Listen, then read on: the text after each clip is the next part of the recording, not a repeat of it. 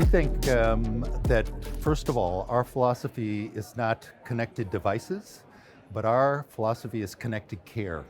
And connected care means that we see this as the patient having a very important role in the whole thing. We are empowering the patients on the other end, but we are empowering the patients by making the systems work for the care providers so that they really can provide back feedbacks to patients that are really secure, and they're really privatized as well. What this means is that for wearables, and we already have various things in pilots with like fall detectors that you can add to the kind of device network that we already have. And if you combine that, for instance, if you imagine you're at home, your grandmother's at home, and she has risk of a stroke, and so she needs to take her blood pressure every day.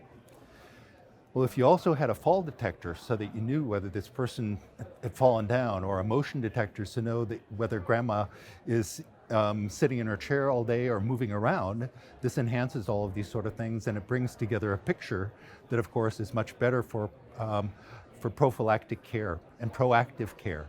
So we see that what is going to happen is that there will be more and more devices that we, of course, our vision is that we would put Medisanté inside of these things, but more and more will enhance the kind of care that can be given to people. We also think that it's important that it's initiated to a certain extent on the caregiver side, so that it's really prescribed to people. That means that if you have, and we started with chronic diseases, like cardiac disease, with diabetes, with stroke risk, and this sort of thing.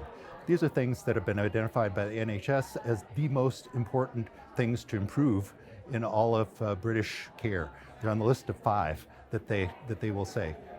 Cancer is one of the other ones. Obviously, those have devices we could work with too.